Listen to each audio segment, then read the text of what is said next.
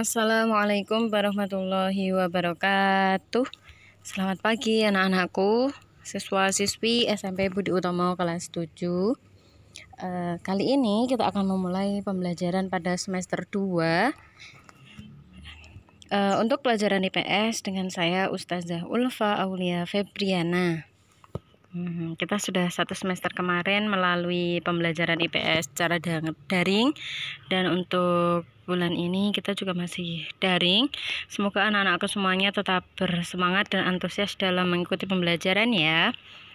Nah, untuk pelajaran IPS kita masih menggunakan sumber yang sama, yaitu buku paket PSE.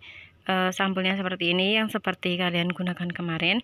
Dan kalaupun kalian ada yang memiliki buku seperti yang di sebelah kiri ini, bisa dipakai sama untuk referensi saja.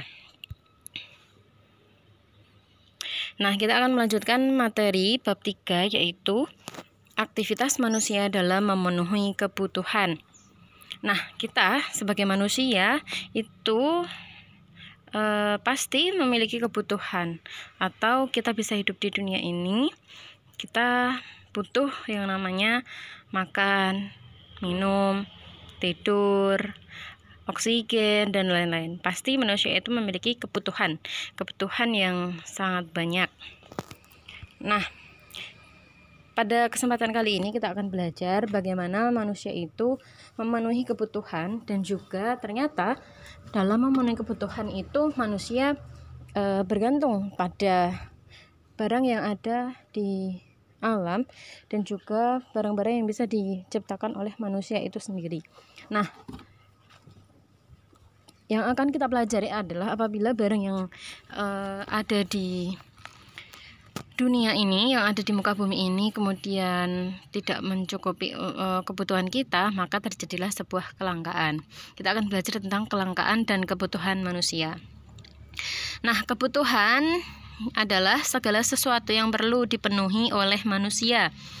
Pemenuhan kebutuhan dapat dilakukan dengan cara memiliki atau menikmati suatu barang atau jasa. Nah, seperti gambar ini, di sini ada sembako murah yang diselenggarakan oleh mungkin di situ pemerintah atau pemerintah pusat atau pemerintah daerah setempat. Nah, kenapa di sini banyak sekali orang-orang yang antri? Karena sembako itu termasuk kebutuhan bahan makan pokok. Sembako 9 bahan pokok yang mana memang menjadi kebutuhan dasar manusia. Seperti itu. Nah, ini ada sembako murah, makanya sangat diburu oleh masyarakat. Nah, kebutuhan itu ternyata ada macamnya sangat banyak. Yang pertama, kebutuhan menurut intensitasnya atau tingkatannya. Intensitas tingkat kepentingannya, penting atau tidaknya. Yang pertama, kebutuhan primer atau pokok, yaitu kebutuhan yang harus dipenuhi. Jika tidak dipenuhi akan mempengaruhi kelangsungan hidup. Contohnya makanan, pakaian, rumah, seperti itu. Nah, ini bisa biasanya kita sebut dengan sandang, pangan, dan papan, seperti itu. 3 hal pokok yang harus dimiliki manusia. Kalau salah satunya tidak bisa dicapai, maka akan terjadi sebuah kecacatan hidup. Misalnya tidak punya rumah, maka akan jadi tunawisma, seperti itu. Hidupnya tidak akan nyaman. Kemudian misalnya kekurangan makanan, misalnya sehari hanya bisa makan 1 kali, itu kan juga hidupnya tidak nyaman, karena kebutuhannya ada yang tidak terpenuhi. Jadi minimal kita harus memiliki 3 hal ini, 3 kebutuhan ini. Yang kedua, kebutuhan sekunder atau tambahan, yaitu kebutuhan yang dipenuhi setelah kebutuhan primer terpenuhi. Contohnya peralatan rumah tangga, lemari, televisi. Ini dipenuhi setelah kebutuhan pokok kita terpenuhi. Kalau kita sudah bisa makan, bisa minum, bisa memiliki rumah dan juga pakaian, nah maka kita bisa membeli kebutuhan sekunder atau kebutuhan tambahan ini. Lemari itu kan tidak wajib ya. Maksudnya kalau kita punya pakaian tidak punya lemari, nggak masalah. Tapi kalau kita punya lemari tapi tidak memiliki pakaian, nah itu adalah masalah. Misalnya televisi itu juga tidak wajib kita miliki, karena kalau kita punya televisi tapi tidak bisa makan, nah itu kan akan sangat lebih miris ya. Jadi ini bisa dipenuhi setelah kebutuhan primernya terpenuhi, tercukupi. Jadi bisa membeli kebutuhan-kebutuhan yang sifatnya memang sebagai tambahan. Kemudian yang ketiga, kebutuhan tersier atau barang mewah, yang mana kebutuhan yang dipenuhi setelah kebutuhan primer dan sekunder terpenuhi. Kebutuhan tersier berbeda untuk setiap orang. Misalnya mobil Lamborghini ya, mobil sport, mobil mewah. Kemudian aki itu mungkin bagi sebagian orang itu sebuah harta yang wah gitu ya, karena kan dulu ketika viral itu aki juga sangat mahal, tergantung batunya.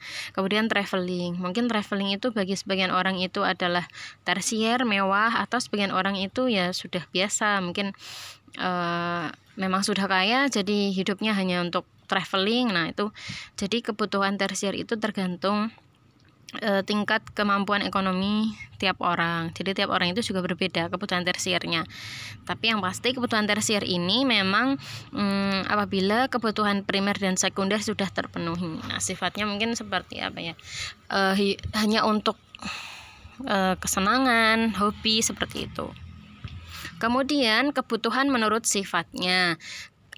Yang pertama, kebutuhan jasmani, kebutuhan yang bersifat materi, contohnya makan, minum, olahraga untuk tubuh atau untuk badan. Nah itu adalah kebutuhan jasmani. Kemudian kebutuhan rohani, yang mana kebutuhan rohani ini untuk kepentingan jiwa manusia, contohnya seperti agama, ilmu agama ya, keyakinan, rekreasi itu kan juga untuk untuk kejiwaan seseorang. Makanya kalau ada orang sedang semrawut berarti kamu orang piknik, seperti itu. Nah itu kan untuk kejiwaan atau rohani. Kemudian pendidikan. Nah pendidikan ini juga untuk sifatnya kan tidak terlihat ya, jadi makanya disebut kebutuhan rohani. Kemudian selanjutnya kebutuhan menurut waktu pemenuhan, yaitu ada dua. Yang pertama kebutuhan sekarang, kebutuhan yang harus segera dipenuhi saat ini dan sangat dibutuhkan, contohnya makan, minum, obat untuk orang sakit. Nah itu kebutuhan yang tidak bisa ditunda. Makan, ketika lapar kita memang harus makan. Kalau tidak makan nanti bisa menyebabkan sakit asam lambungnya naik, kemudian jadi sakit mah dan lain-lain. Minum juga, kalau orang tidak langsung minum saat ini bisa dehidrasi. Obat untuk orang sakit itu sangat urgent atau harus sekarang dipenuhi. Kalau tidak ya bisa terjadi hal-hal yang tidak diinginkan. Kemudian kebutuhan yang akan datang, kebutuhan yang dapat ditangguhkan pada masa yang akan datang. Maksudnya bisa ditunda ya, tidak harus sekarang dipenuhi. Contohnya seseorang menabung untuk biaya pendidikan anaknya kelak. Nah ini kan jangka panjang, tidak harus dibutuhi saat ini. Misalnya kita menyisihkan uang saku untuk menabung untuk nanti ke depan, mungkin membuat tabungan haji misalnya, karena jangka panjang ya. Nah itu juga disebut kebutuhan yang akan datang. Kemudian kebutuhan menurut subjeknya. Subjek ini adalah orangnya. Kebutuhan individu, yaitu kebutuhan yang dirasakan oleh seseorang dan pemenuhannya dilakukan secara individu. Contohnya makan, minum, motor, mobil. Memang sifatnya individu, digunakan untuk individu. Kemudian yang kedua kebutuhan kelompok. Kebutuhan yang dirasakan oleh sekelompok orang dan pemenuhannya dilakukan secara bersama-sama. Contohnya adalah jembatan, kebutuhan akan jembatan. Nah ini dilakukan oleh orang banyak dalam membuatnya, kemudian digunakan juga oleh orang banyak atau tempat publik ya, tempat umum. Kemudian sekolah, pasar, lapangan. Nah ini digunakan oleh orang banyak. Macam-macam alat pemuas kebutuhan berdasarkan kelangkaan atau cara memperolehnya. Setiap kebutuhan itu kan harus dicapai ya. Nah, alat pemuas kebutuhan atau barang yang bisa digunakan untuk memenuhi kebutuhan ini dibagi menjadi beberapa. Yang pertama yaitu berdasarkan cara memperolehnya. Yang pertama ada barang ekonomis, yaitu barang yang keberadaannya terbatas dan diperoleh dengan cara membeli atau melakukan transaksi. Contohnya kain, beras, sayur, gas, dan lain-lain yang di situ dibuat oleh manusia untuk untuk menghasilkan keuntungan. Memang barang ini kesediaannya terbatas, jadi untuk memperolehnya kita harus membeli. Kemudian yang kedua barang bebas, yaitu barang yang keberadaannya sangat banyak, tersedia di alam dan diperoleh secara gratis. Contohnya sinar matahari, udara, angin, air. Nah, itu kan bebas dan disediakan oleh alam, oleh Allah Subhanahu wa taala. Jadi tidak perlu membayar. Makanya di sini barangnya tidak langka, banyak. Nah, tapi kita sebagai manusia harus bersyukur dengan cara bijak menggunakan air misalnya, bijak menggunakan energi-energi yang ada yang disediakan oleh Allah. Kemudian yang kedua, berdasarkan hubungan dengan barang lain. Yang pertama ada barang substitusi, yaitu barang yang dapat menggantikan barang lain dengan syarat kegunaannya sama. Contoh, gula merah bisa diganti dengan gula putih. Nah, gula ini kan sama-sama gula. Jadi gula pasir itu bisa, gula merah bisa menggantikan kedudukan atau manfaat dari gula putih. Sama-sama manis ya. Nah, jadi bisa digunakan. Ini namanya barang substitusi. Barang yang fungsinya itu sama, bisa menggantikan barang lain. Kemudian yang kedua barang komplementer, yaitu barang yang penggunaannya dapat melengkapi barang lain. Contohnya, motor tidak akan jalan jika tidak ada bensin. Jadi barang komplementer ini melengkapi. Misalnya kompor gas itu tidak akan bisa nyala kalau tidak ada tabung gasnya, tidak ada gasnya, seperti itu. Jadi melengkapi. Kemudian berdasar tujuan penggunaannya. Nah, tujuannya barang ini untuk apa? Yang pertama ada barang produksi atau modal, yaitu barang yang dapat menghasilkan barang lain. Contohnya lahan kosong itu kan bisa digunakan untuk mungkin dibangun gedung, dibangun rumah, dibangun ruko dan lain-lain seperti itu. Nah, ini namanya barang produksi, barang yang akan digunakan untuk menghasilkan barang lain atau memproduksi barang lain. Mesin itu kan bisa digunakan untuk memproduksi barang. Kemudian gedung bisa digunakan untuk pertemuan, untuk tempat-tempat acara pertemuan yang penting seperti itu. Kemudian barang konsumsi, yaitu barang yang dapat digunakan secara langsung atau barang hasil produksi. Contohnya alat tulis, nah itu kan bisa langsung digunakan, atau memang itu produk jadi ya yang bisa langsung digunakan oleh manusia, diambil manfaatnya. Kemudian buku, meja, kursi, dan lain-lain itu kan langsung digunakan. Jadi memang tujuannya tidak untuk memproduksi barang lain lagi, tapi memang sudah hasil jadi, tinggal digunakan. Kemudian berdasar proses pembuatannya, yaitu yang pertama ada barang mentah, barang yang harus diproduksi terlebih dahulu untuk diambil manfaatnya. Contohnya padi itu kan kalau masih di pertanian tidak bisa digunakan, tidak bisa dikonsumsi. Tapi kalau sudah jadi beras bisa dimasak kemudian dimakan. Berarti padi ini masih barang mentah, kayu, plastik. Nah, itu masih barang mentah. Kemudian barang setengah jadi, yaitu barang yang masih dalam proses produksi. Jadi ini masih dalam proses, belum bisa digunakan. Contohnya benang sebelum dibuat menjadi kain. Jadi benang itu sudah bisa digunakan tapi tidak seleluasa kalau sudah menjadi kain. Kalau benang kan mungkin fungsinya hanya untuk mungkin menjahit, kemudian untuk mengaitkan sesuatu. Nah, tapi kalau sudah jadi kain, ini nanti bisa digunakan untuk apapun. Kemudian yang ketiga ada barang jadi, yaitu barang yang dapat langsung digunakan untuk memenuhi kebutuhan. Contohnya nasi, baju, sandal, ini sudah jadi, tinggal dipakai. Nah, tadi kita membahas tentang kelangkaan. Apa itu kelangkaan? Kelangkaan atau scarcity adalah kondisi ketika manusia memiliki sumber daya ekonomi yang terbatas untuk memenuhi kebutuhan yang tidak terbatas.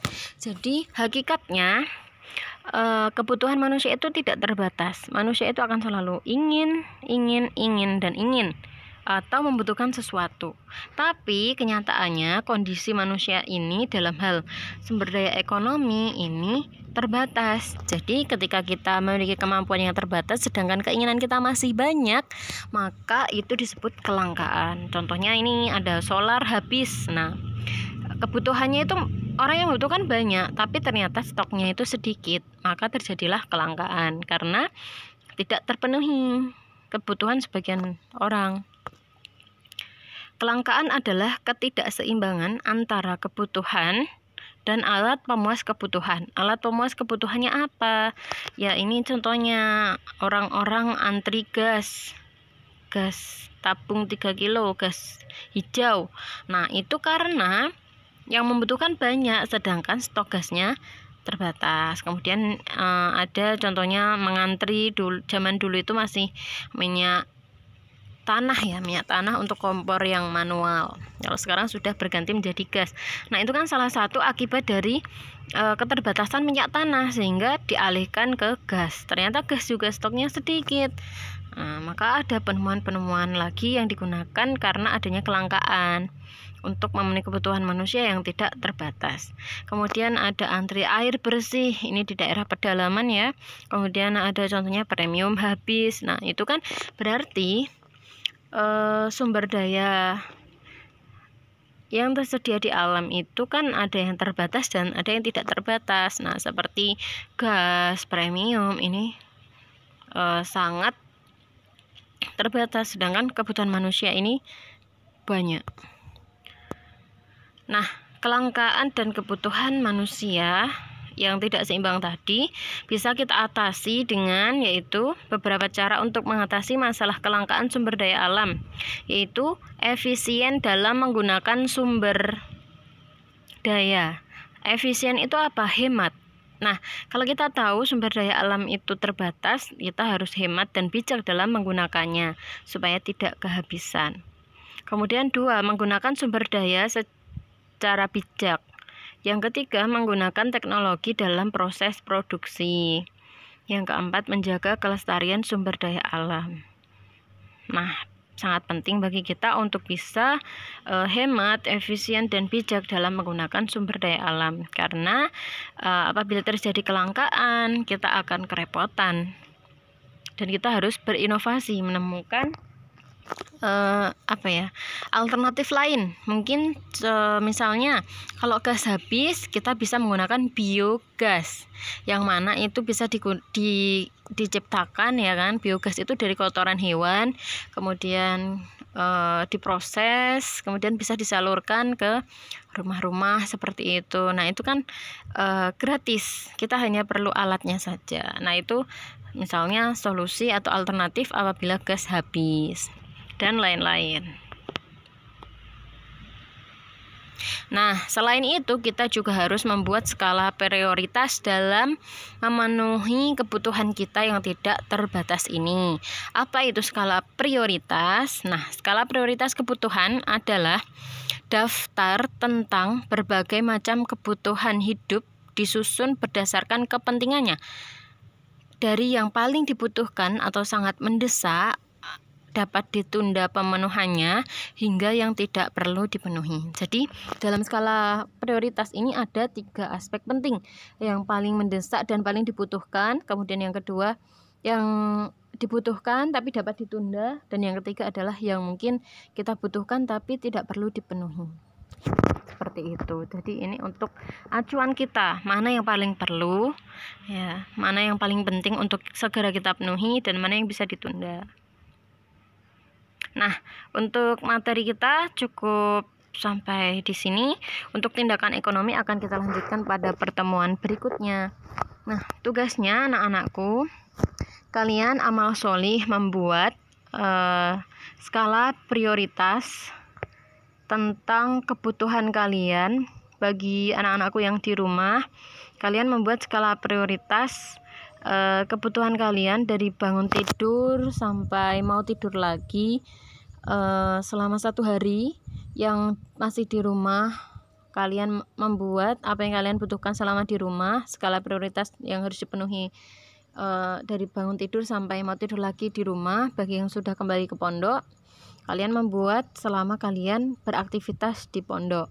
Skala prioritas, ingat ya, ada 3 aspek ya, yang sangat mendesak dan harus dipenuhi, yang dibutuhkan tapi bisa ditunda, dan yang dibutuhkan tapi bisa tidak perlu dipenuhi. Kalian tulis 3 skala prioritas kalian dalam sehari ya, dari bangun tidur hingga tidur lagi. Dikerjakan di buku tugas. Kemudian untuk anak-anakku yang boarding dikumpulkan kepada ustadz ustazah yang piket di kelas. Sedangkan untuk anak-anakku yang boarding, kalian tulis di buku tugas dan di foto, kemudian dikirimkan ke WA ustazah, kemudian disertai nama dan kelas serta nomor absen. Oke, sekian anak-anakku, semoga penjelasan dari ustazah bisa membantu kalian dalam memahami materi kelangkaan dan kebutuhan manusia. Semoga bermanfaat. Alhamdulillah, jazakumullahu khairan. Tetap lakukan protokol kesehatan selama kalian beraktivitas. Assalamualaikum warahmatullahi wabarakatuh.